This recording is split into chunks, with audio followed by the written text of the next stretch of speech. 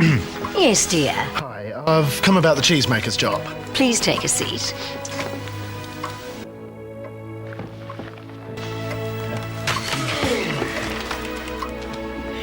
Look, I'm sorry, other appointments. Ciao.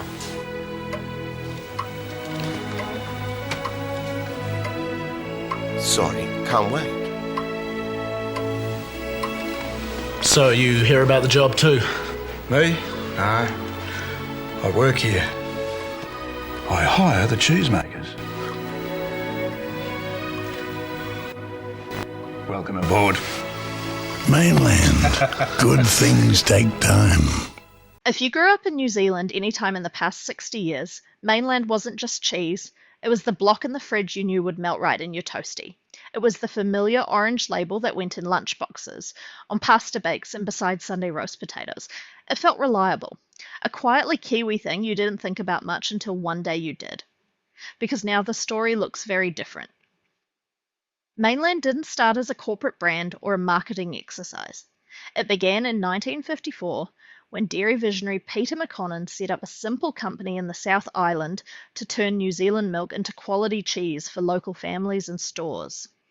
The idea was straightforward: make good cheese and sell it where people already ate cheese. Mainland Products Limited grew steadily. Its cheddar became a staple, and word spread not because of glossy ads, but because the product worked. People trusted it. It was straightforward cheese for straightforward Kiwis, thick, firm, creamy, the cheese you'd grab without overthinking. As the decades passed, Mainland expanded its lineup. From block cheddar to tasty, from sliced and grated lines to convenience packs, the brand became a fixture. Supermarkets stocked it. Kitchens relied on it. Few questioned it. And that's part of why this story hits hard. Cheese was normal until it wasn't just ours anymore. Behind the scenes, the New Zealand dairy world was shifting too. Small co-ops and family dairy companies were merging, centralising and realigning as global markets opened.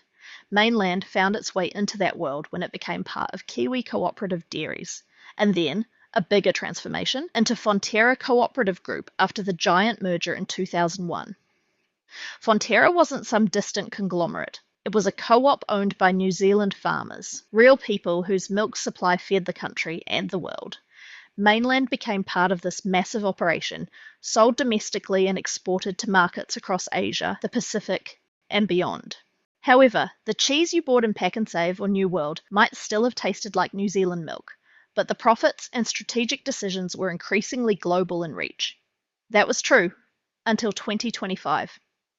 In August 2025, Fonterra, after months of exploring options, announced it would sell its global consumer business, including Mainland, to French dairy giant Lactalis for around 3.845 billion New Zealand dollars, with final terms potentially rising to about 4.22 billion New Zealand dollars once additional licensing assets were included.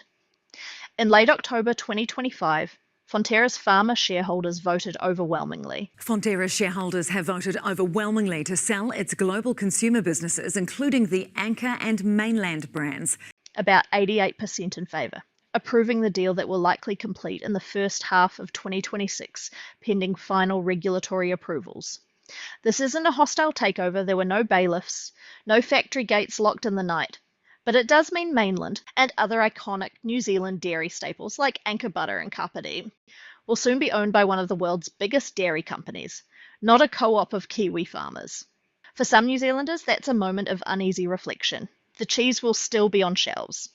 Lactalis has plans for growth, and as part of the sale, Fonterra is expected to continue supplying milk and ingredients for the brands in the near term. But the profits from those brands will no longer flow back into the cooperative of Kiwi farm owners in quite the same way. In forums and comment threads, people already argue about what this means. Does it matter if the label still says Mainland? If the profits leave the country, will cheese really taste different when decisions are made in Paris instead of Auckland? And will the next generation see Mainland as something from New Zealand rather than something of New Zealand? Those questions don't have easy answers. The cheese on your toast might taste the same tomorrow, but the context behind it has changed. Quietly, globally, and in ways that matter if you care about where value and control in the food system end up. So what happened to Mainland? It didn't collapse. It didn't suddenly vanish. It followed the path many New Zealand food icons have taken, from local ingenuity to national staple, and now into global ownership. The blocks are still in the fridge, but the story behind them is a lot bigger than it used to be. What do you think? Is Mainland still ours, or has that changed with ownership? Drop your thoughts in the comments. And as always, stay curious.